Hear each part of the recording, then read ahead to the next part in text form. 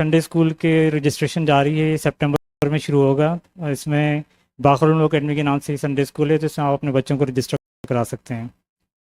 آج مجلس کے فوراً بعد مہندی حضرت قاسم علیہ السلام برآمد ہوگی۔ اس کے علاوہ کل محرم 8 کو علم حضرت عباس علیہ السلام، محرم 9 کو تابوت علی اکبر، اور جلوس شب عاشور برآمد ہوگا، جو کہ فجر تک جاری رہے گا، پھر اذان علی اکبر دی جائے گی۔ محرم 10 کو اعمال روز عاشور، جو کہ ٹھیک 11 بجے شروع ہو جائیں گے۔ اس کے علاوہ ظہرین ہیں، ظہرین کے بعد مجلس روز عاشور ہے، اور پھر شام غریبہ آفٹر مغربین منعقد کی جائے گی۔ یہ تمام جو شبی ہیں یہ جینٹس سے ہوتے ہوئے لیڈیز میں جائیں گی، اور تاکہ وہ ان کی زیارت کر سکیں۔ اس کے علاوہ بابل کا جو اسلامی کیلنڈر ہے وہ آ گیا ہے، آپ ڈیسک پہ ہدیہ دے کے وہ کیلنڈر لے سکتے ہیں۔ اس کے علاوہ بابل کی اے جی ایم جو ہے وہ منعقد کی جا رہی ہے سپٹمبر 13 کو، اس میں آپ سے شرکت کی درخواست ہے۔ ہماری کوشش ہے کہ اس میں 2/3 اٹینڈنس ہو، تاکہ ہم جو بابل کے بائی لاز میں چینجز آنا چاہ رہے ہیں اس کو ہم پورا کر سکیں۔ اب میں درخواست کروں گا مولانا محمد علی نشفی صاحب سے کہ ممبر پہ تشریف لائیں، آج کی مجلس سے خطاب فرمائیں۔ درود پڑھ دیجیے گا۔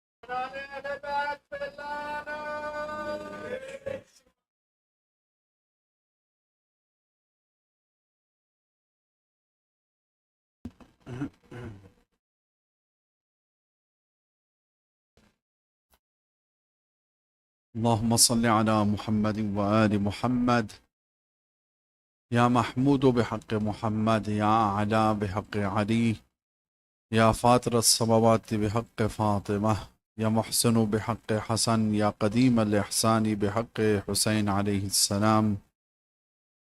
بار الہ تو جو واسطہ محمد و آل محمد کا اپنی عزت و عظمت و جلالت کا ہم سب کے تمام گناہان کبیرہ و صغیرہ معاف فرما۔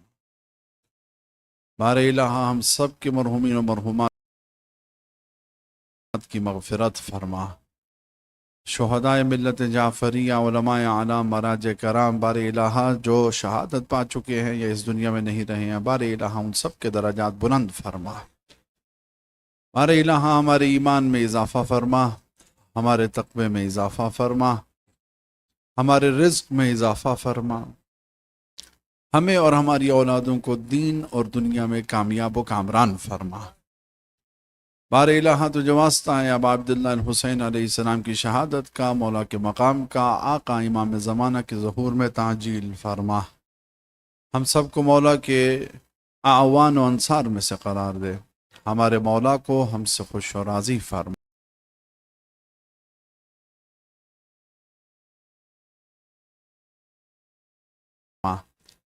بار الہ ہم سب کو شفاعت و زیارت اب عبداللہ الحسین نصیب فرما۔ اس ادارے کو دن دگنی رات چگنی ترقی عنایت فرما۔ جو بے اولاد ہیں انہیں اولاد نرینہ نصیب فرما، جو بیمار حال ہیں انہیں صحت کاملہ عطا فرما۔ بار الہ تمام بزرگان بالخصوص حاضرین و حاضرات میں سے بار الہ ان سب کا سایہ ہمارے سروں پہ قائم و دائم فرما۔ ربنا تقبل منا انك انت السميع العليم بجاه محمد وآله الطيبين الطاهرين المعصومين صلوات۔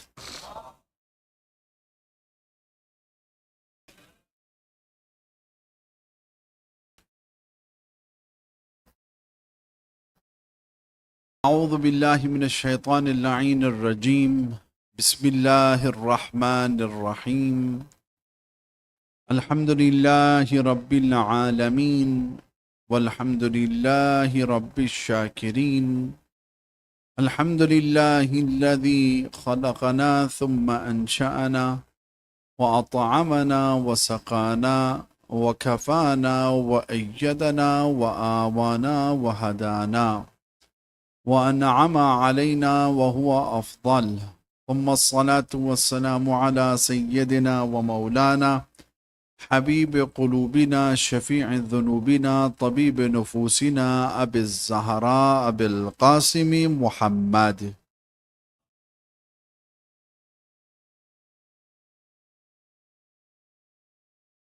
وعلى آله الطيبين الطاهرين المعصومين المنتخبين ولعنة الدائمة على أعدائهم أجمعين من يوم عداوتهم إلى قيام يوم الدين.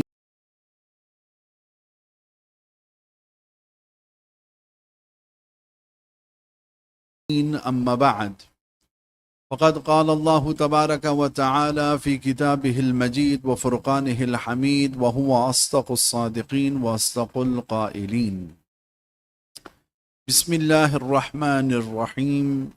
وإذ ابتلى إبراهيم ربه بكلمات فأتمهن قال إني جاعلك للناس إماما قال ومن ذريتي قال لا ينال عهد الظالمين. صدق الله العلي العظيم. صلوات.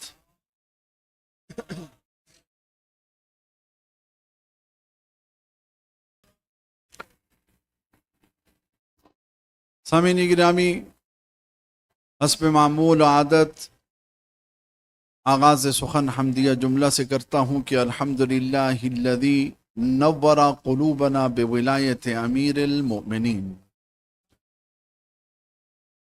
حیدری یا علی. تمام حمد و ثنا اس مالک و خالق و رحمان و رحیم کے لیے، اس رب العزت کے لیے کہ جس نے ہمیں عزت سے نوازا اور ہمارے قلوب کو منور فرمایا. کس چیز سے؟ ولایت علی ابن ابی طالب سے.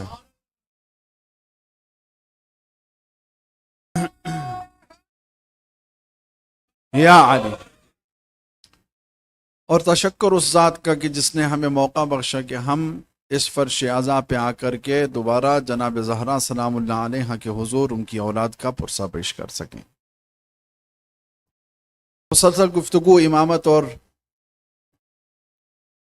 اہداف شناخت امامت پر ہے، اور سامعین گرامی اس جملے کو یا اس سمجھ لیں کہ دوسرا حصہ جو کہ خود عنوان قرار پایا ہے اس کو آپ الفاظ بدل دیں تو تب بھی عنوان غلط نہ ہوگا.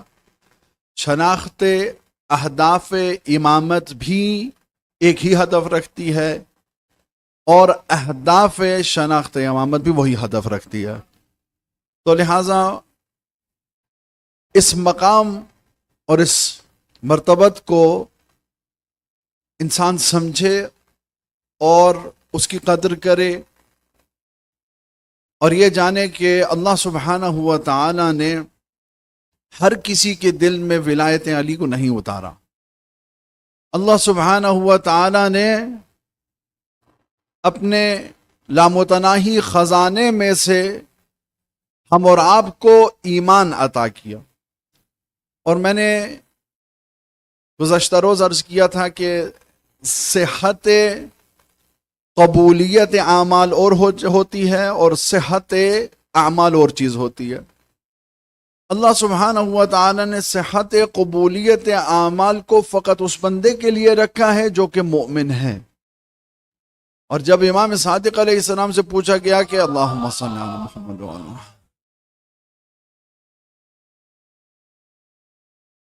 کیا آقا یہ فرمائیے کہ یہاں پر ایمان سے مراد کیا ہے؟ تو مولا فرماتے ہیں یہاں پر ایمان سے مراد ہر وہ شخص ہے کہ جس کے دل میں علی بستا ہے.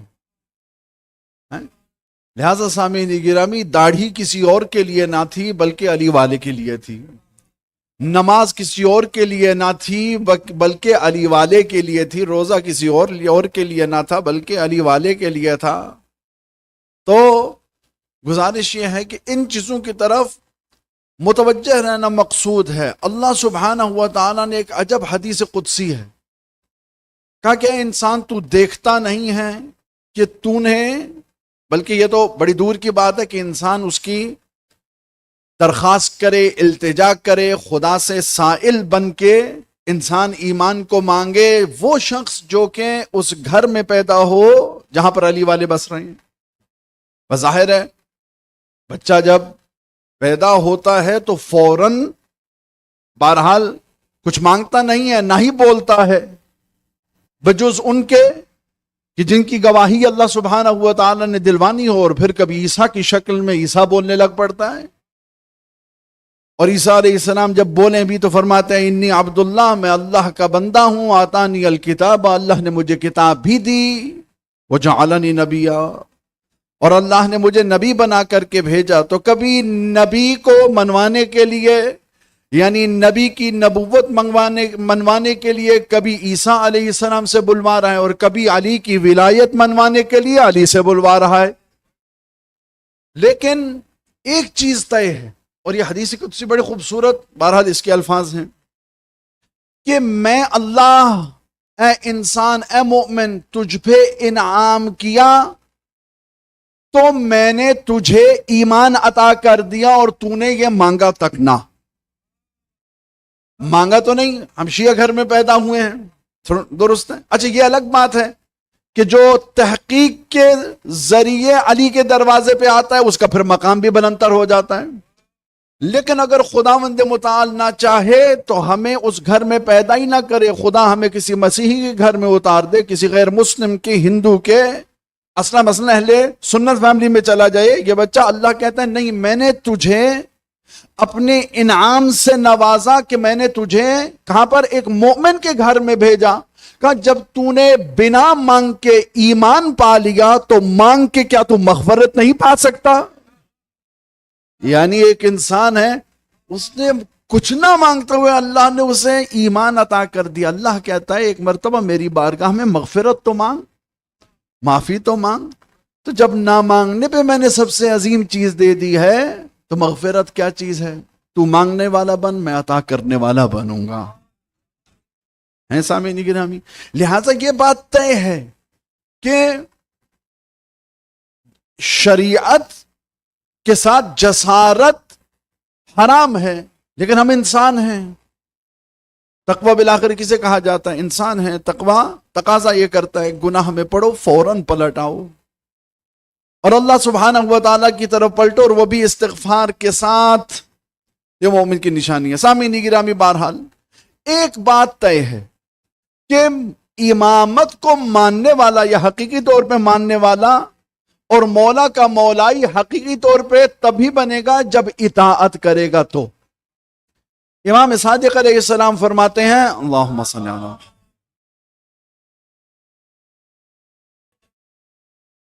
امام علیہ السلام فرماتے ہیں یاد رکھنا، لا یکفی ان تقولا بانکا تحبنی، یہ کافی نہیں ہے کہ تم یہ کہہ دو اہل بیت ہم آپ سے محبت کرتے ہیں جب تک ہماری نہ مانو، اور جب ہماری ماننے پہ آ جاؤ تو کبھی بھی اس میں تفریق مت کرو کہ اللہ نے اس چیز کو واجب کیوں قرار دیا، اس کو کیوں نہ دیا، اس چیز میں اللہ نے مثلا اتنا مبالغہ کیوں کیا، اس کو بڑا خفیف رکھا، اس کو سنگین رکھا، اس کو سبک رکھا، اس کو بھاری رکھا اور اس کو معمولی رکھا۔ تو اس کی وجہ کیا ہے؟ سامعین گرامی، ہم اس مقام پہ اللہ سبحانہ و تعالیٰ کے ساتھ ضد نہیں لگا سکتے۔ عبادت کس چیز کا نام ہے؟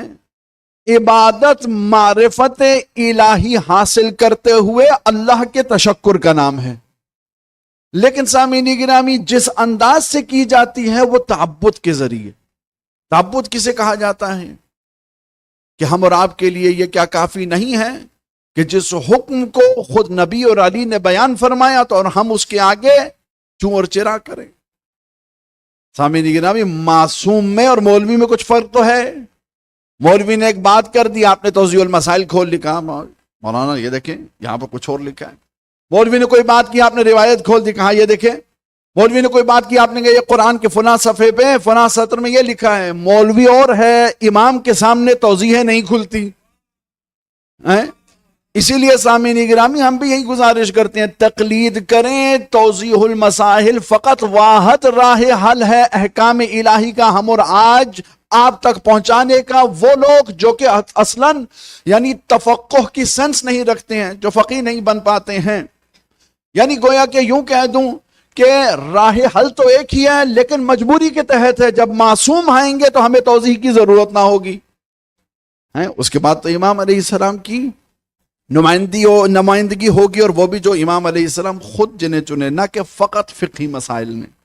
تو گزارش میری ہے سامعین گرامی، اللہ سبحانہ و تعالیٰ نے یاد رکھی کہ جو بھی خلق فرمایا اور جو بھی ہمیں اللہ سبحانہ و تعالیٰ نے امر دیا وہ حکمت سے خالی نہیں ہے۔ لقمان نے کیا عجب جملہ کہا کہ فعل الحکیم لا یخلو عن الحکمہ، ایک عام حکیم یعنی وائز یعنی دانشمند انسان کا فعل حکمت سے خالی نہیں ہوتا. تو جو خود کل حکمت ہے اس کے اعمال، جو خود کل حکمت ہے اس کے اعمال کیسے ہوں گے، اس ذات کے افعال کیسے ہوں گے، اس کے اوامر کیسے ہوں گی، اللہ سبحانہ و تعالیٰ کے تمام نواہی کیسے ہوں گے. جس چیز سے اللہ نے منع کیا معصوم نے فرما دیا یہ کافی ہے، اللہ نے امر دیا معصوم نے ہمیں بیان فرمایا وہ ہمارے لیے کافی ہے. اللہ نے کسی بھی چیز کو عبث خلق نہیں کیا، چھوٹی سی چھوٹی چیز کیا، بڑی سی بڑی چیز کیا، نواہی ہو امر ہو، جس چیز کو اللہ نے ہم پہ واجب قرار دیا ہو وہ بھی بے معنی نہیں، اور جس کو حرام قرار دیا ہے وہ بھی بے معنی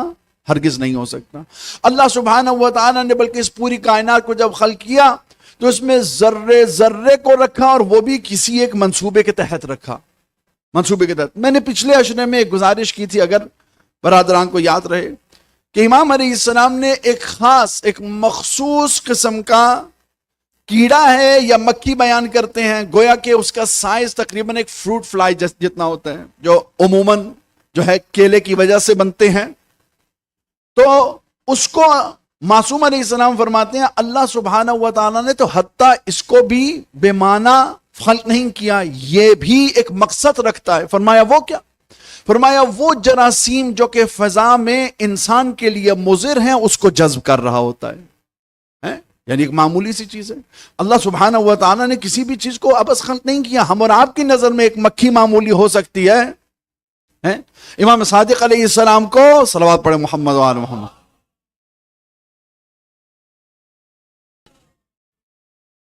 منصور دیوانقی نے بلایا، اور جب ایک مرتبہ امام علیہ السلام کو بلوایا تو منصور دیوانقی ملعون وہی ہے کہ جس نے امام علیہ السلام کو زہر بھی دلوائی. امام علیہ السلام کو جب اپنے دربار میں بلایا تو دعوت دے کر بھی اہانت مقصود تھا. ٹھیک ہے، ایک مرتبہ آپ کسی کو دعوت کرتے ہیں اور یہ عام فہم بات ہے کہ مہمان کی عزت کرنی چاہیے. آپ کسی کو بلا لیں وہ آپ کے حق میں گستاخی بھی کر رہا ہو تو پھر بھی آپ خیال رکھیں کہ اس کو وہ آپ کا مہمان بن کے آیا ہے. امام علیہ السلام کو دربار میں بلایا اور وہ بھی یہ سوچ کے کہ ہم توہین کریں گے. اب سامعین گرامی مثلا آپ کسی کو خاص طور پہ دعوت دیتے ہیں، وہ آپ کے گھر پہنچ جائیں، آپ بالکل خاموش ہو جائیں، سلام دعا نہ لیں اور بالکل ان کو کونے میں کھڑے کر دیں. تو جب آپ نے بالکل گوشے میں کھڑا کر دیا ان کو تو گویا کہ آپ نے ان کی توہین مقصود تھی آپ کی، یعنی یہاں پر آپ نے ان کی توہین چاہی، تذلیل چاہی. یہاں پر منصور دیوانقی کیونکہ یہ سوچ بیٹھا تھا کہ میں امام کو کونے میں کھڑا کر دوں گا اور اس کے بعد نعوذ باللہ امام علیہ السلام کی تذلیل ہوگی، تحقیر ہوگی، لیکن یہ اس چیز کو بھولا ہوا تھا کہ جو کہ ہم اور آپ کے لیے ثابت ہے کہ جنہیں اللہ عزت عطا کرے ان کو پھر کوئی نیچا نہیں دکھا سکتا. اچھا، بات ہو رہی تھی معمولی چیز پہ. ایک مرتبہ مکھی اڑتی اڑتی منصور کی ناک پہ بیٹھی. اب آپ کو پتہ ہی ہے، بہرحال مجھے نہیں پتا یہاں پر آپ تمام برادران کا پاکستان ہندوستان سے کس منطقے سے آپ کا تعلق ہے. بہرحال میں آپ کو اپنی پنجاب کی بات سنا سکتا ہوں، خصوصاً ہمارے گجرانوالہ حافظ آباد کہہ رہی ہے، وہاں پر مکھیاں بہت زیادہ ہیں. ٹھیک ہے، وہاں پر مکھی بھی کوئی اتنی ڈھیٹ ہے کہ مکھی جس مقام پہ بیٹھتی ہے لاکھ دفعہ ہٹائیں تو آ جا کے اس کو وہیں پر بیٹھنا ہوتا ہے. چل بھائی تجھے بھی دیکھتی ہوں میں.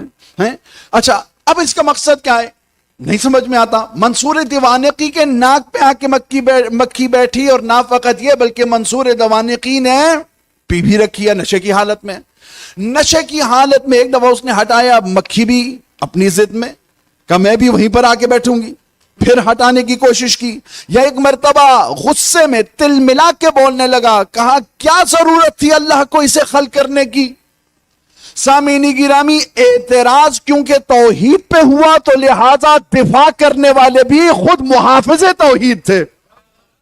کہا تو نے اعتراض کیا، کہا ہم ہرگز ایسی بات اللہ کے ساتھ منسوب نہ ہونے دیں گے. معصوم فرماتے ہیں کیا وجہ بنی؟ آپ دیکھیں تذلیل نعوذ باللہ چاہی امام کی، خود بھاگنے لگ پڑا مکھی کے پیچھے، کبھی گر رہا ہے کبھی اٹھ رہا ہے اور تمام اہل دربار اس پہ ہنس بھی رہے ہیں. اب تذلیل اس کی ہو رہی ہے. یا ایک مرتبہ تل ملا کے بولنے لگا، کہنے لگا کیا وجہ بنی بالآخر، اللہ کو کیا ضرورت تھی، اس کا فائدہ ہی کیا ہے. تو معصوم فرماتے ہیں نہیں، تو حکمت الہی کو سمجھتا نہیں ہے. ان فوائد میں سے ایک فائدہ مکھی کا یہ ہے کہ تجھ جیسے بندے کی غرور توڑ سکے.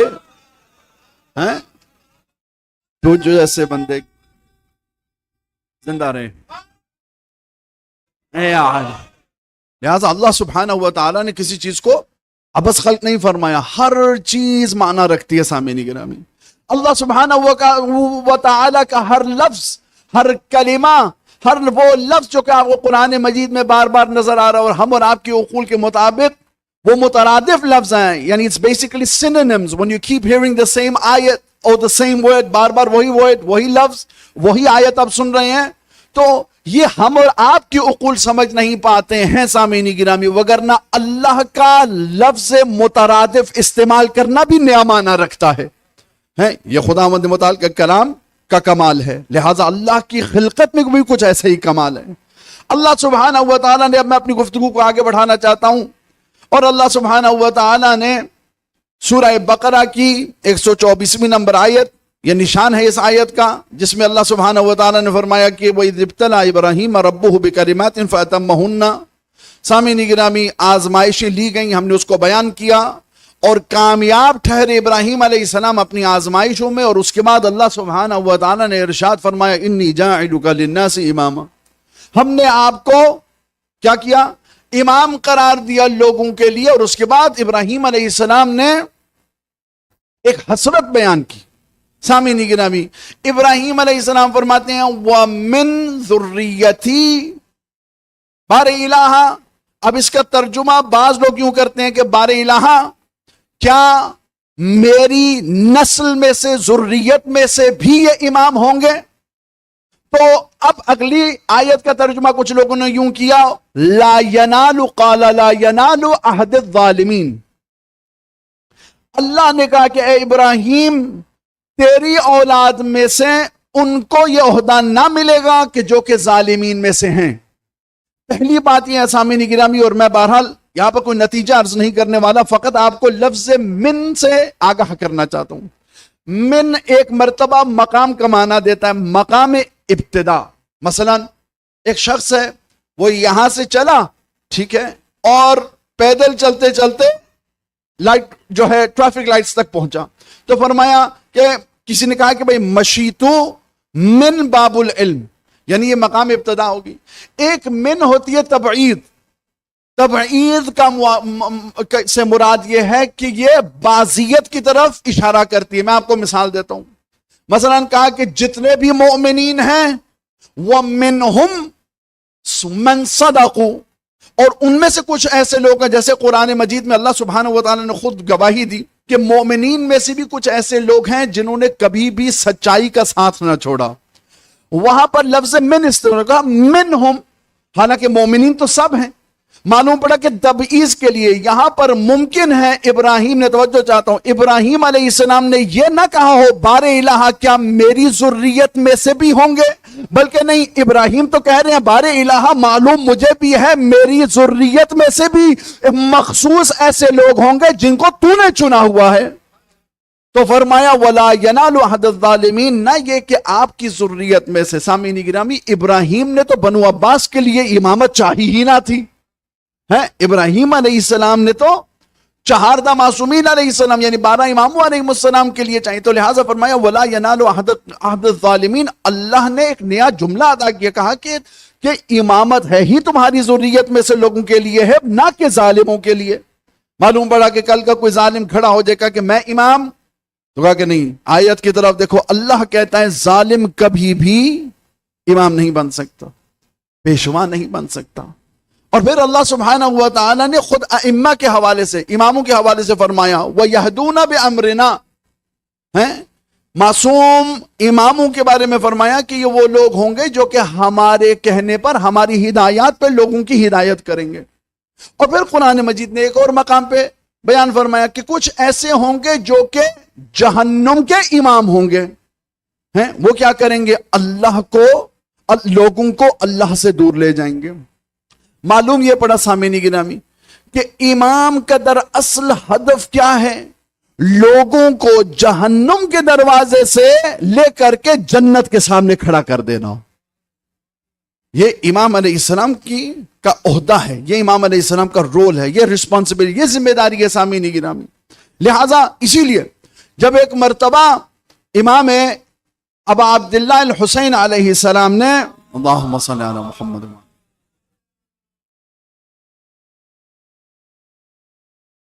امام علیہ السلام نے ایک مرتبہ جب اپنے بعض اصحاب کے ساتھ امام باہر نکلے اور ایک جگہ پہ امام علیہ السلام نے حکم فرمایا کہ یہاں پر خیمے لگا دیا جائیں. خیمے لگ گئے.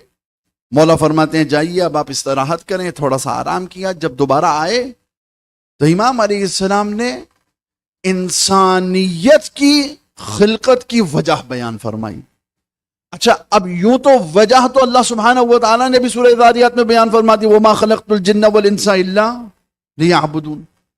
ہم نے نہیں خلق کیا جن اور انس کو مگر اس چیز کے لیے کہ وہ کیا میری عبادت کریں. تو پھر اس مقام پہ اگر امام حسین علیہ السلام کچھ اور فرما رہے ہیں تو پھر غور طلب تو ہونا چاہیے. قرآن کچھ کہہ رہا ہے اور یہاں پر یعنی گویا کہ یوں کہہ دوں کہ سامت قرآن کچھ کہہ رہا ہے، ناطق قرآن ہیں کچھ، لیکن یہاں پر شک کی گنجائش نہیں ہے. سامعین گرامی جملہ سنیے گا.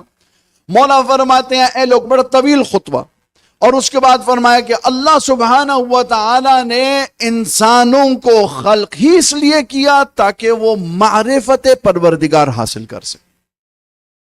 اب ایک مقام پہ اللہ نے کہہ دیا کہ میں نے آپ کو اپنی عبادت کے لیے خلق کیا، اور ایک مقام پہ یہاں پر امام حسین علیہ السلام فرما رہے ہیں کہ نہیں، یہاں پر کیا مقصد ہے کہ آپ معرفت الہی حاصل کریں. سوال یہ پیدا ہوتا ہے کہ یہاں پر عبادت کا ذکر ہے، یہاں پر معرفت کا ذکر ہے، تو کیا ان دونوں چیزوں کو جمع کیا جا سکتا ہے؟ بالکل کیا جا سکتا ہے. سامعین گرامی وہ عبادت ہی کیسی کہ جس میں معرفت نہ ہو. ایک شخص ہے مثلا وہ اصلاً مسلمان نہیں ہے، وہ وجود پروردگار کا یا وجود واجب الوجود کا قائل ہی نہیں ہے اور وہ نماز پڑھ رہے ہیں. نماز اس کو کوئی فائدہ دے گی؟ وہ رسول خدا کی رسالت کا اقرار ہی نہیں کرتا، نبوت پہ ایمان ہی نہیں رکھتا اور رسول خدا کے کہے ہوئے پہ عمل کر رہا ہے، کوئی فائدہ دے گی؟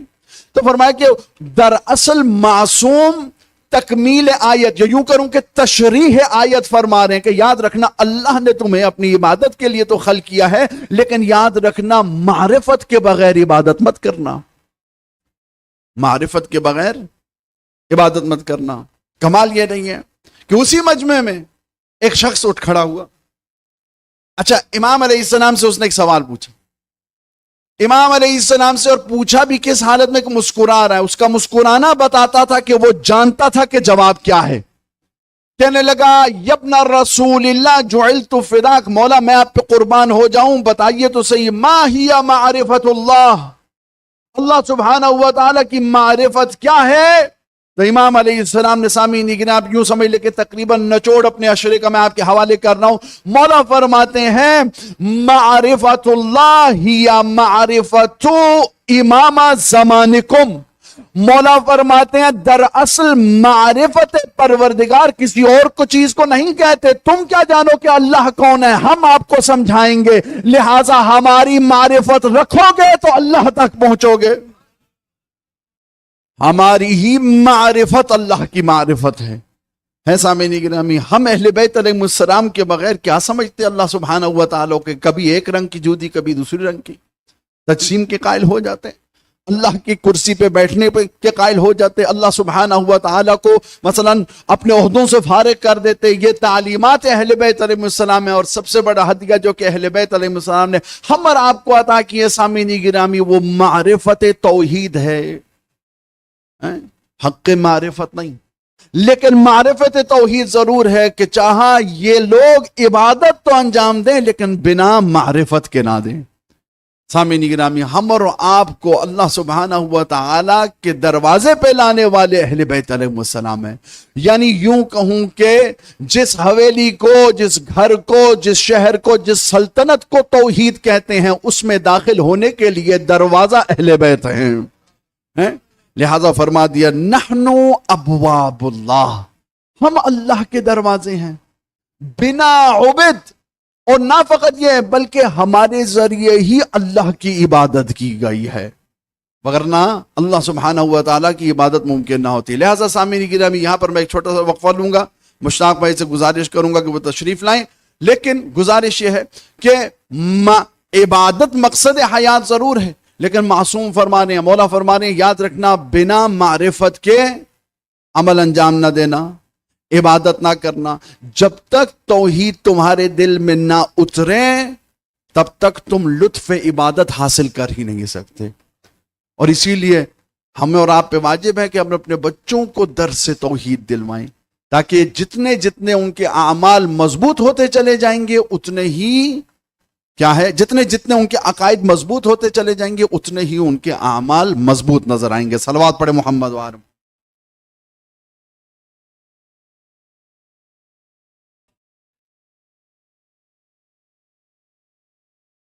بار دیگر صلوات.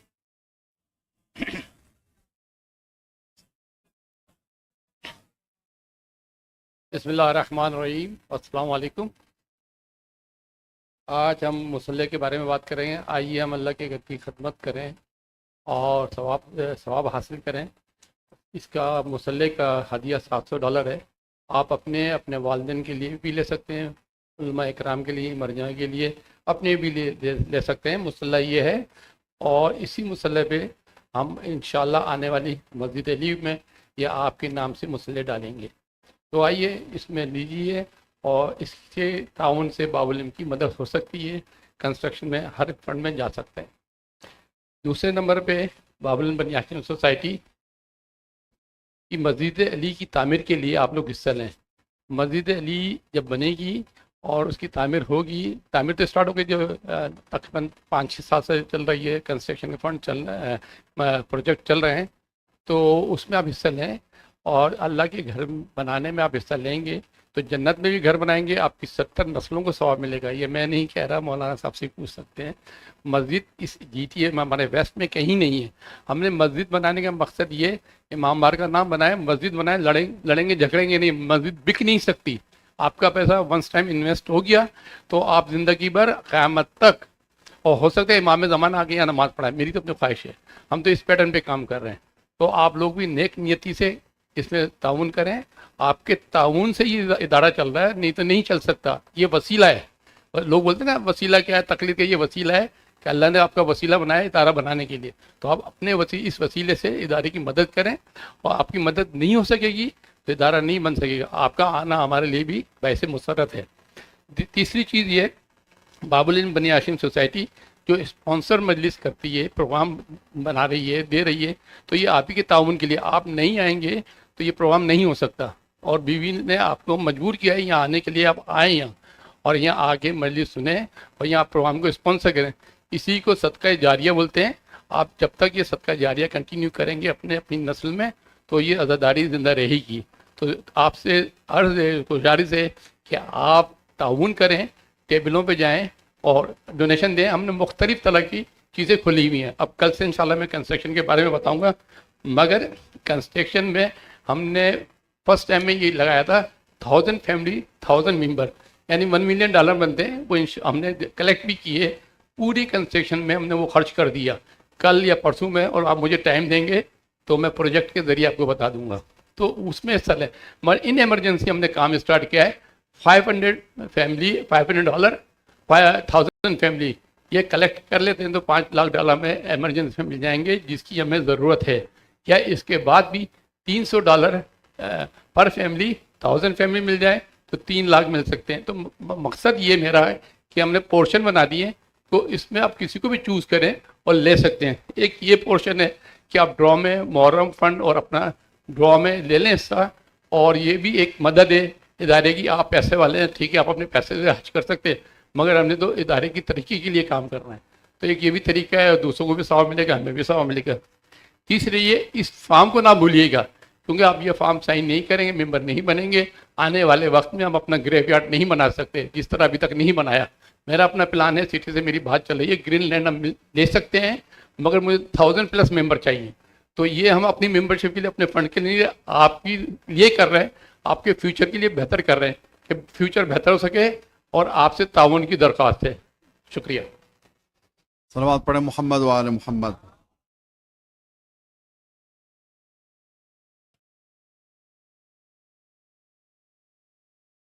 توجہات پر رسالت سامعین گرامی. مشتاق بھائی ساری توجہ تو نہیں لے گئے، چلیں بانٹ کے رکھیے گا، کچھ میرے حصے کی آپ رہنے دیں گے. انشاءاللہ 2 جملے اور پھر مصائب کی طرف چلیں گے. تو اللہ سبحانہ و تعالیٰ نے اپنی معرفت کو معرفت امام میں رکھا، اور اسی لیے ابراہیم علیہ السلام کو جب ارتقاء دیا اور آخری منزلت دی تو اس کا نام امامت رکھا. اور پھر ابراہیم علیہ السلام کو جب یہ عہدہ ملا تو اس کے بعد نبی کریم صلی اللہ علیہ وآلہ وسلم کو ملا. اللہم صلی علی محمد وعلی محمد. اور اسی لیے فضیلت کے اعتبار سے جن نبی کا بعد از رسول خدا ذکر کیا جاتا ہے افضلیت کے حوالے سے، وہ نبی ابراہیم علیہ السلام ہیں. ابراہیم علیہ السلام کو کیوں؟ کیونکہ اللہ سبحانہ و تعالیٰ نے وہ عہدہ دیا جو کہ باقیوں کو نہ ملا. اب تو باقی بھی سب تھے. کہا کہ کان عبدا قبل ان یتخذہ نبیا، یعنی اس سے پہلے کہ وہ نبی بنے وہ عبد تھے، بندہ خدا تھے، اور اس کے بعد وہ نبی بنے. فرمایا وہ کان نبیا قبل ان یتخذہ رسولا، اور اس کے بعد وہ رسول بنے، اس سے پہلے وہ نبی تھے. لیکن سامعین گرامی، رسول کے بعد وہ خلیل بن گئے. خلیل بھی کسی اور نبی کو کہا نہیں گیا اس مقام پہ ہے، لیکن اس کے باوجود بھی یہ بعید نہیں ہے کہ آپ کسی نبی کو خلیل خدا کہہ سکیں. لیکن کسی اور نبی کو آپ امام نہیں کہہ سکتے. وہ باقی، اور یعنی رسالت ان کے یہاں موجود ہے، نبوت موجود ہے، ممکن ہے خلت بھی موجود ہو، لیکن فضیلت کے اعتبار سے بعد از رسول خدا انبیاء میں سے ابراہیم علیہ السلام ہیں. اور ظاہر ہے کسی کا یعنی مطلقاً یہ جملہ نہیں کہا جا سکتا، کیونکہ نبی کے بعد امیر المؤمنین علیہ السلام سب سے زیادہ فضیلت رکھتے ہیں. لیکن اللہ سبحانہ و تعالیٰ نے یہاں پر اپنی روش بدل دی. توجہ چاہتا ہوں. مثلا آدم علیہ السلام کو بھیجا، آدم کے بعد جو نبی آئے ان کو آدم سے بہتر بنا کر کے بھیجا. ان کے بعد جو نبی آئے، مثلا آدم کے بعد نون آئے، نون کے بعد شیس آئے، جتنے بھی انبیاء ہیں یہ کے بعد از دیگر، یعنی ترتیب میں ترتیب وار جو پہلے آ رہے ہیں وہ نسبتاً کم فضیلت رکھتے ہیں، دوسرا زیادہ. وہ بھی کس بنا پہ؟ سامعین گرامی، اس عہدے کے بنا پہ جو کہ اللہ سبحانہ و تعالیٰ عطا کر رہا ہے. ابراہیم علیہ السلام میں گو کے روش تبدیل ہو رہی ہے. یعنی یوں کہوں کہ اللہ سبحانہ و تعالیٰ نے آدم بنایا، لیکن اس کے بعد اگر موسیٰ کو بھیجا تو وہ موسیٰ علیہ السلام آدم سے بہتر. درست ہے.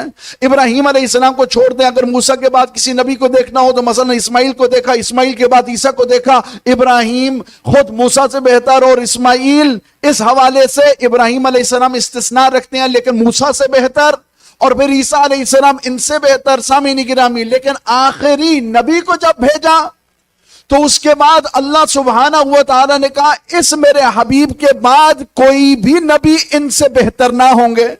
یا یوں کہہ دوں کہ اللہ نے چاہا کہ اپنے حبیب کے بعد کوئی بھی شخصیت اس سے بہتر نہ ہو، تو لہٰذا اللہ نے وہ قلم توڑ دیا اور نبی سے بہتر کو نہ بنایا بلکہ نبی جیسے کو بھیج دیا.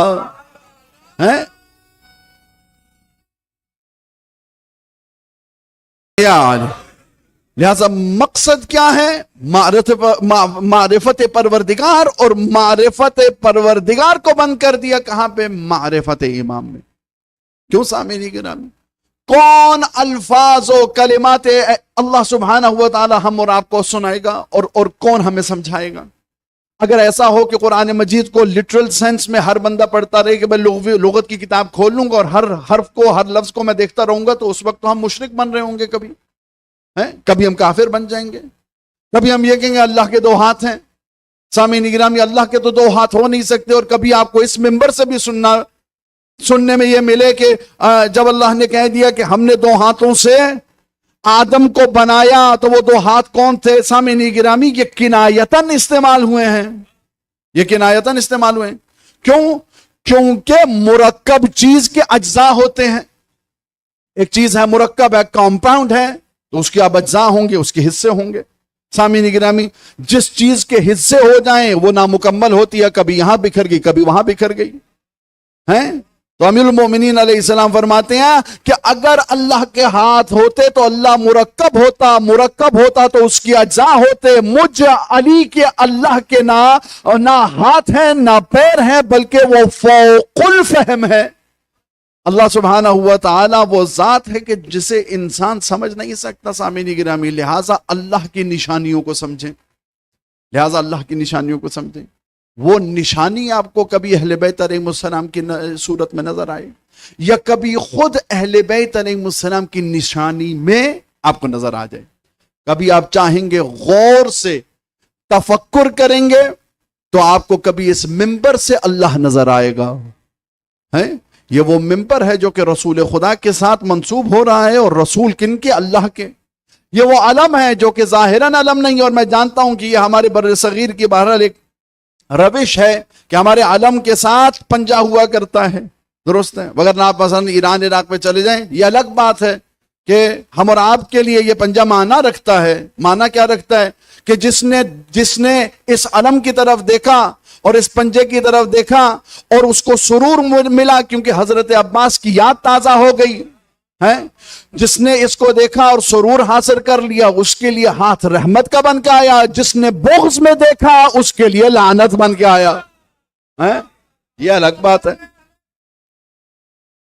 بے شمار, یہ الگ بات ہے. لیکن سامعین گرامی, معرفت امام اگر کرنی ہے تو وہ کیسے ممکن ہوگی؟ اچھا میں آخری جملہ عرض کرنے لگا اور آپ کے زحمات تمام آج کے لیے. معرفت امام رکھنی ہو تو وہ بھی کیا ممکن ہے؟ کما حق ہو, وہ معرفت, وہ عرفان امامت جو کہ ہم اور آپ کو رکھنا چاہیے, وہ کس صورت میں نظر آئے گا؟ کیا ممکن ہے اس اعلی مقام سے دیکھا جائے امامت کو کہ اللہ انسان بن جائے اور پھر امامت کو تو دیکھے تو تب امامت سمجھ میں آئے؟ اور اگر ادنا سے دیکھیں گے تو ہمیں اتنا ہی سمجھ آئے گا جتنا وہ ہمیں سمجھا دیں, وگرنہ ان کو سمجھنا ممکن نہیں ہے. اور میں اپنی طرف سے نہیں کہہ رہا, یہ کوئی خطیبانہ جملہ نہیں ہے, یہ یہاں پر کوئی نکتے بازی نہیں ہو رہی ہے, روایت ہے اس ذات کے بارے میں کہ جسے ابو ذر کہتے ہیں, لا اضلت الخضراء ولا قلت الغبراء. فرمایا کہ زمین نے کسی کا بوجھ نہیں اٹھایا, آسمان نے سایہ نہیں کیا کہ جو کہ ابو ذر سے زیادہ سچا ہو.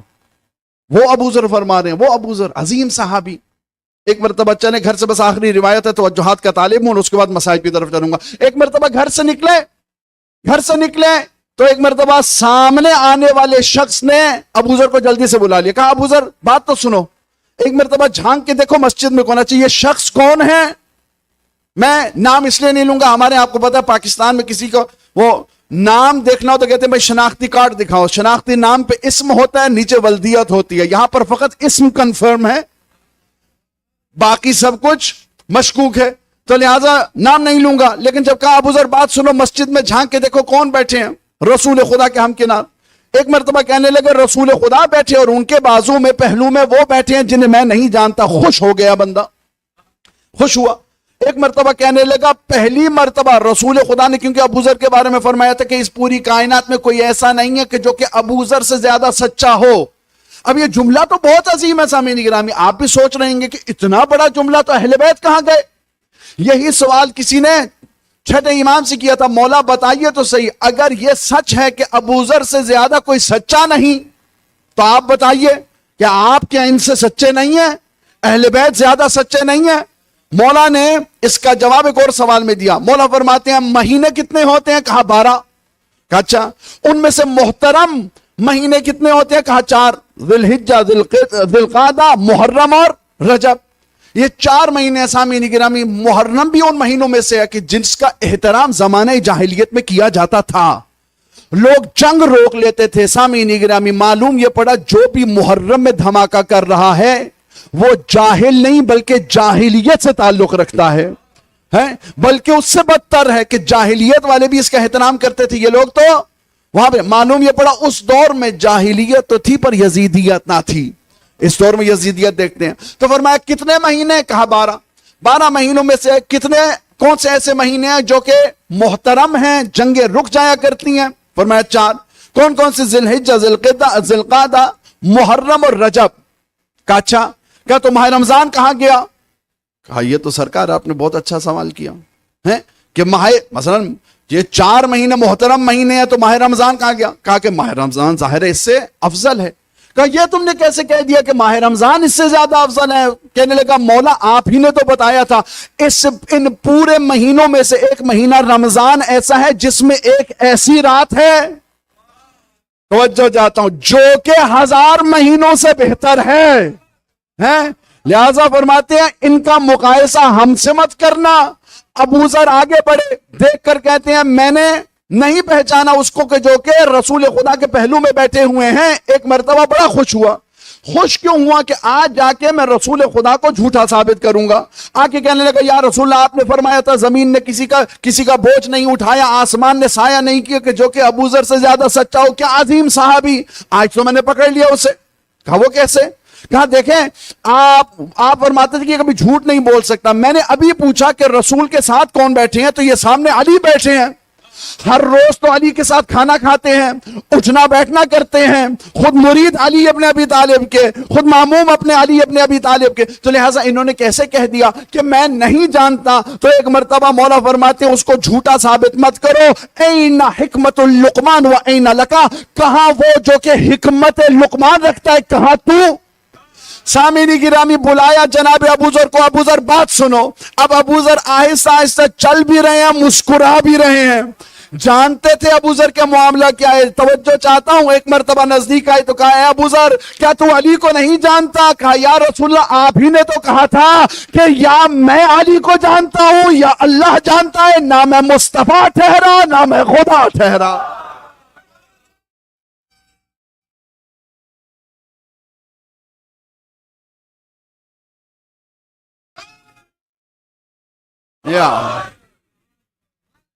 لہذا سامعین گرامی معرفت پروردگار میں آپ کو کیا ہے, معرفت امامت ملے گی, اور معرفت امامت کے ذریعے آپ کو معرفت خدا ملے گی.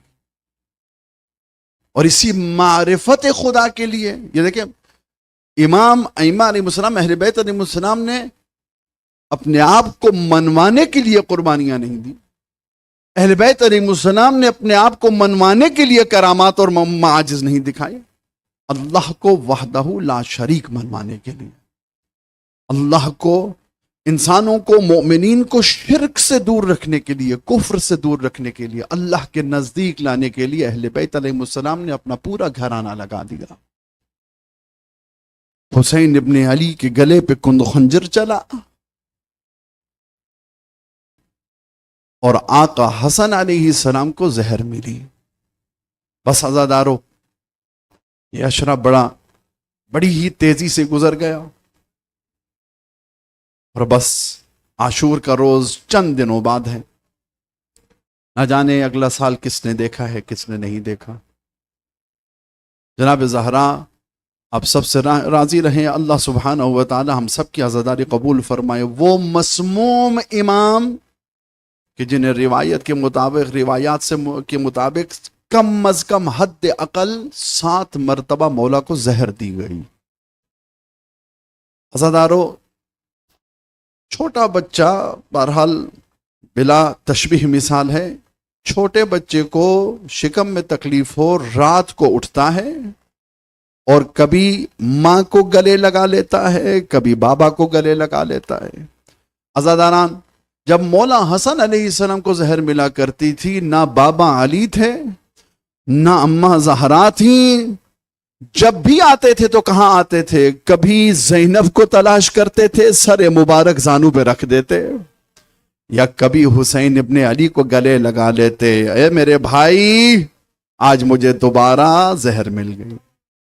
جب بھی زہر ملتی مولا کو عزادارو, رسول خدا کی قبر پہ چلے جاتے, اور مولا حسن مجتبی علیہ السلام بے توجہ سے مت سنیے گا, ایک مرتبہ رو رو کے کہتے تھے نانا نانا آج آپ کی امت نے دوبارہ آپ کے حسن کو زہر دے دی. علامہ سعید اختر جو کہ مولانا رضوی صاحب کے والد صاحب وہ اپنی کتاب میں لکھتے ہیں, وہ کہتے ہیں کہ ایک روز عباس نے دیکھا کہ بھائی حسن دیواروں کا سہارا لیتے رہتے مدینہ کی گلیوں میں چل رہے ہیں, اور اچانک جب مدینہ کی گلیوں میں انہوں نے سہارا لیا تو عباس علیہ السلام کے ذہن میں خیال آیا کہ شاید بھائی حسن کو بابا کا زخمی سر یاد آ گیا, یا ایک مرتبہ دوبارہ ان کے ذہن میں خیال آیا کہ شاید یہ نہ ہو تو پھر ماں کا زخمی پہلو یاد آیا ہوگا, یا ایک مرتبہ مولا نے جب خون کی قے کی تو سمجھ لگ گئی نہیں حسن مجتبی کو, زہرا کے بڑے لال کو زہر مل گئی. یوں سہارا لیتے لیتے عزادارو ایک مرتبہ پہنچے کہاں پہ؟ اس گھر میں جہاں پہ جناب ام فروا ہیں، مادر قاسم۔ ایک مرتبہ جیسے ہی دروازہ کھولا تو بی بی آمادہ کھڑی ہیں، جلدی سے آئیے مولا، میں نے آپ کا بستر تیار رکھا۔ ام فروا آپ کو کیسے معلوم؟ بی بی فرماتی ہیں مولا میں یوں قاسم کو لٹائی ہوئی تھی، آنکھ لگ گئی، خواب میں آپ کی مادر گرامی آئیں اور رو رو کے کہنے لگی ہیں ام فرما بتا تو صحیح بیٹے کتنے پیارے ہوتے ہیں، ایک تیرا بیٹا ہے جو آرام سے سو رہا ہے، میرا بیٹا دیکھ کبھی اس دیوار کے ساتھ کبھی اس دیوار کے ساتھ، اجرکم علی اللہ۔ آزادارو آزادارو ایک مرتبہ مولا حسن علیہ السلام فرماتے ہیں جاؤ جلدی سے میری بہن کو بلوا لے آؤ قاسم۔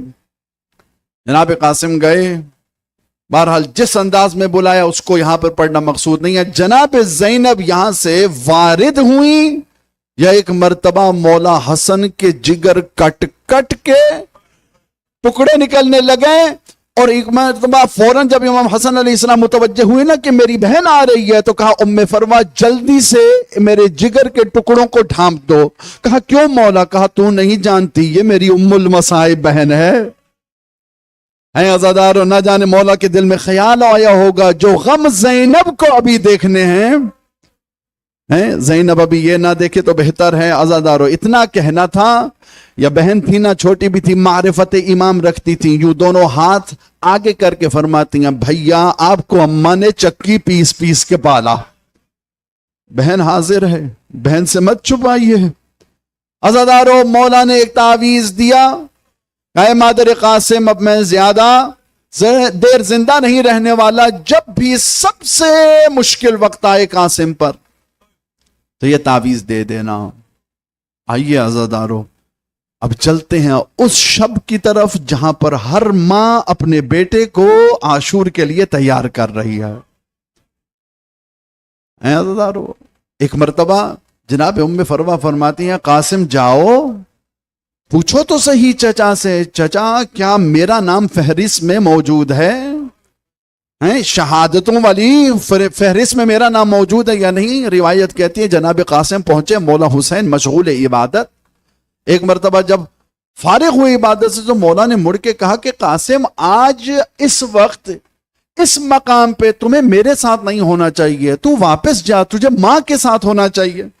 ایک مرتبہ قاسم فرماتے ہیں مولا جس ماں کا حوالہ دے رہے ہیں وہی تو بار بار کہتی ہے جا پوچھ تو صحیح کل تو بھی جان نثار ہوگا حسین ابن علی پہ کہ نہیں۔ ایک مرتبہ گلے لگا لیا، اس مقام پہ تو عزادارو گلے لگا لیا۔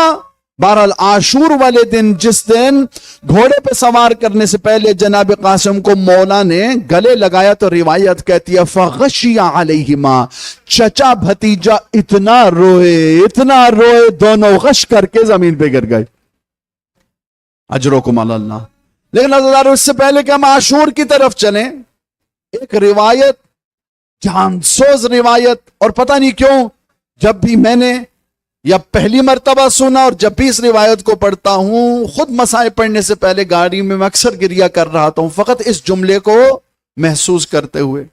ذکر العباس والے کہتے ہیں کہ شب عاشور خیمے میں ایک طرف سے عباس بیٹھے، ایک طرف سے علی اکبر۔ ایک مرتبہ عباس کہنے لگے اے علی اکبر کل سب سے پہلے تمہارے بابا پہ میں قربان ہوں گا۔ کہا وہ کیوں چچا جان بتائیے؟ تو کہنے لگے کیونکہ تو ہے اپنے بابا کا نور نظر، اگر تو چلا گیا تو میرے حسین کو کچھ نظر نہ آئے گا۔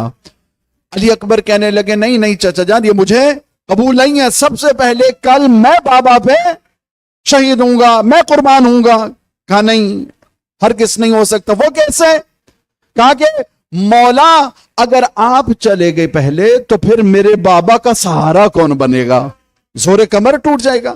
اجرکم علی اللہ۔ عزادارو روایت کے الفاظ ہیں، روایت کہتی ہے یا دور کھڑا ہوا تھا قاسم، کہنے لگا بھیا علی اکبر کل نہ آپ پہلے جائیے گا نہ چچا آپ جائیے گا، میں ہوں یتیم حسن، میں حسن کا یتیم ہوں، ہے سب سے پہلے میں چلا جاؤں گا، نہ ہی ہمارے آقا کا نور عین ختم ہوگا، نہ کمر ٹوٹے گی، روایت ختم نہیں عزادارو۔ در خیمے پہ کھڑے تھے حسین، یا ایک مرتبہ گلے لگا کے کہا قاسم تو مجھے اکبر سے پیارا، قاسم تو مجھے عباس سے پیارا، اجرکم اللہ، قاسم تو مجھے سب سے پیارا، کیسی باتیں کرتا ہے۔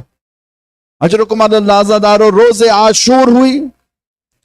روز عاشور عموماً دستور ہے، یعنی شہداء کا دستور تھا، ان کی عادت تھی کہ جب بھی کوئی شہید مقتل گاہ کی طرف جانے لگتا تھا تو سب سے پہلے بی بی زینب کے پاس آ کر کے اجازت لیتا تھا، خدا حافظی کرتا تھا، اور اس کے بعد اپنی ماں کے پاس جا کے خدا، جناب علی اکبر دیکھ رہے پہلے بی بی زینب کے پاس آئے اور اس کے بعد ام لیلہ کے پاس۔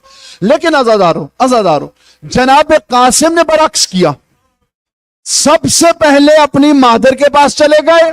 میں اپنے ماؤں بہنوں کے حصے کا جملہ عرض کرنے لگا ہوں سامعین گرامی، عزاداران، اب جب قاسم گئے تو سب سے پہلے جناب زینب کے پاس، اور سب سے پہلے اپنی ماں کے پاس، اور اس کے بعد جناب زینب کے پاس۔ ماں سے خدا حافظی کی، زینب کے خیمے کے سامنے کھڑے ہو گئے، کہا پھپھی اماں، پھپھی اماں میری ماں کا خیال رکھنا، میری ماں بیوہ ہے، میری ماں کا اور کوئی سہارا نہیں، پھپھی اماں میں میدان کی طرف جا رہا ہوں، اجرکم اللہ۔ عزادارو عباس ابن علی کھڑے ہو گئے، مولا حسین نے خود سوار کروایا قاسم کو، پیر رکاب تک نہیں پہنچ رہے، لیکن یہ علی کا پوتا ہے، حسن کا بیٹا ہے۔ عزادارو جناب عباس نے اب آہستہ آہستہ اسلوب جنگ بتائے، اب قاسم فلاں جگہ پہ پہلا حملہ کرنا، پھر میمنہ پہ جانا، پھر میسرہ پہ آنا۔ عزادارو خوب جنگ کرتے رہے قاسم،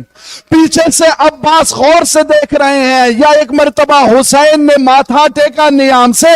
عزادارو اب ہوتا کیا ہے، ایک مرتبہ ایک لعین ایسا آیا جس نے قاسم پہ وار تو کیا، لیکن وار کر کے، وار کھا کے ابھی قاسم زمین پہ نہیں گرے۔ ایک ملعون آ کے کہتا ہے دیکھو تو صحیح، یہ علی کا پوتا ہے، حسن کا بیٹا ہے، یوں آسانی سے گرنے والا نہیں ہے۔ کہا تو ہم کیا کریں؟ کہا ایسا مت کرو، اس کو دھوکہ دو۔ کہا کیسے؟ کہا میں بتاتا ہوں۔ جب نزدیک گیا تو کہا قاسم مڑ کے دیکھ، خیموں میں آگ لگ گئی۔ عزادارو ایک مرتبہ حسن مجتبیٰ بس نہ جانے کس خیال میں بیٹھے ہیں، حسن مجتبیٰ کے لال پہ ایسے وار ہوئے، کنایتاً جملہ کہوں گا، عزادارو قاسم گرنے تو لگے لیکن پیر رکاب میں پھنس گیا، اور گھوڑا دوڑتا رہا گویا کہ زمین کربلا حسن کے لال کا بوسہ دیتی رہی۔ عزادارو اور کسی شہید نے مولا کو اس انداز سے نہ پکارا تھا کہ جیسے قاسم نے پکارا، ہر شہید نے آخری سلام کیا، لیکن کسی نے یہ نہ کہا جیسے قاسم نے کہا مولا میری مدد کو آئیے۔ او چچا جان میں آپ سے سوال کرتا ہوں، جس بھتیجے کو زندگی کے لیے پالا ہو اب اسے شہادت کے حوالے کر رہا ہے۔ عزادارو روایت کہتی ہے مولا تیزی سے آئے، لیکن جب تک پہنچے عزادارو مشرق کے گھوڑے مغرب، مغرب کے گھوڑے مشرق۔ اب حسین ابن علی نے بھتیجے کو اٹھانا چاہا، لیکن جب سینے سے لگایا تو پیر خط کھینچ رہے ہیں۔ اجرکم علی اللہ، دو روایات زحمت تمام۔ عزادارو جب خیمے میں پہنچے حسین ابن علی فوراً بلایا، کہا ام فروہ کہاں ہے؟ عزادارو بی بی ام فروہ آگے بڑھی، ایک مرتبہ لاشا وصول نہ کیا، بی بی نے ایک مرتبہ باواز بلند کہا بہنوں جلدی سے آ جاؤ، ام کلثوم جلدی سے آ جاؤ، زینب جلدی سے آ جاؤ۔ کہا کیا بات ہے بھاوج؟ کہا مبارک دو میرا قاسم چلا گیا، مبارک دو۔ عزادارو اب ہوا کیا، حسین ابن علی نے لاشے قاسم اٹھایا، اپنے اپنے حصے کی عبادت کر کے جائیے گا۔ عزادارو آخری جملہ زحمت تمام۔ ایک مرتبہ قاسم کو، لاشے کو اس حجرے میں رکھا جہاں پر اکبر ہیں، اب ایک طرف سے اکبر ایک طرف سے قاسم۔ حسین ابن علی تشہد کی حالت میں خود زمین پہ بیٹھ گئے، دونوں بیٹوں کے سینوں پہ ہاتھ رکھ کے ایک مرتبہ چیخ بلند کر کے کہا واہ غربتا، اے میرے اللہ اب حسین غریب ہو گیا، اب میرے بھائی کی لعنت اللہ علی قوم الظالمین۔ ماتم حسین۔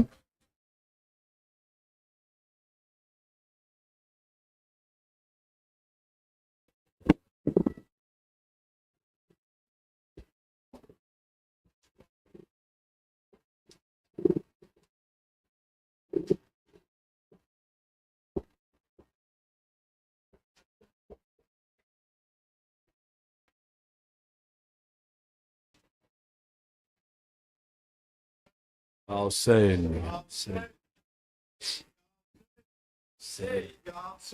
یا حسین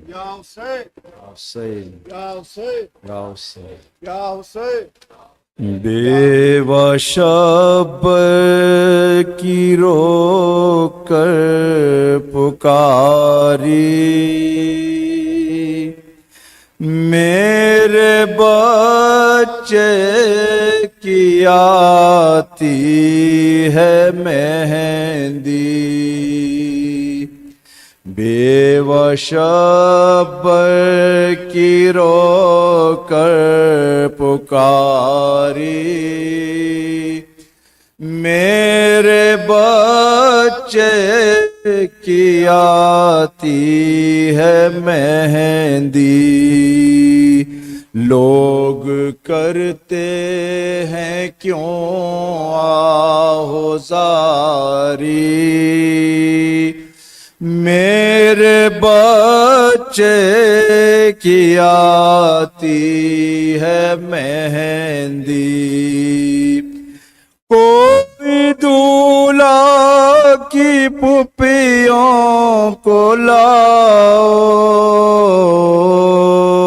ان کی چھوٹی چچی کو بلاؤ دیر ہوتی ہے جلد آؤ باری میرے بچے کی آتی ہے مہندی بے وشبر کی رو کر پکاری میرے بچے کی آتی ہے مہندی جا کے کہہ دو یہ شاہ زمن سے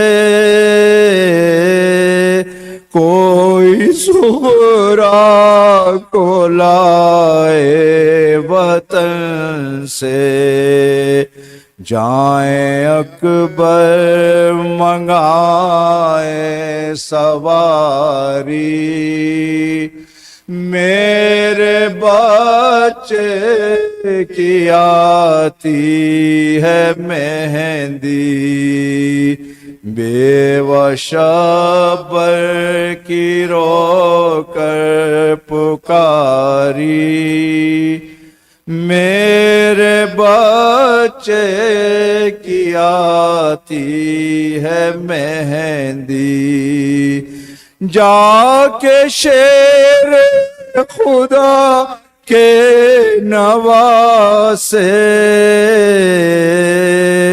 کہہ دو دولہا کے چھوٹے چچا سے گھر میں مہندی کی رسمیں ہیں جاری میرے بچے کی آتی ہے مہندی بے وشبر کی رو کر پکاری میرے بچے کی آتی ہے مہندی سنتی ہو فاطمہ کی خزادی گھر میں دو بھائیوں کی ہے شادی آج جاگی ہے قسمت تمہاری میرے بچے کی آتی ہے مہندی بے وشبر کی رو کر پکاری میرے بچے کی آتی ہے مہندی کوئی قبر حسن پر یہ کہنا دیکھ تو جائیں بیٹے کا صحرا، ان کی فرقت میں آنسو ہیں جاری، میرے بچے کی آتی بے شابر کی رو کر پکاری، میرے بچے کی آتی ہے مہندی، میری بالی سکینہ کہاں ہو، کیوں نگاہوں سے اب تک نہا ہو، نیک لے جاؤ بانوں کی پیاری، میرے بچے کی آتی ہے مہندی، بے وشبر کی رو کر پکاری، میرے بچے کی آتی ہے مہندی، اے وزیر ایک محشر بپا تھا، سننے والا ہر ایک رو رہا تھا، اے وزیر ایک محشر بپا تھا، سننے والا ہر ایک رو رہا تھا، ماں جو کہتی تھی با آہوزاری، میرے بچے کی آتی ہے مہندی، بے وشبر کی رو کر پکاری، میرے بچے کی آتی ہے مہندی، یا حسین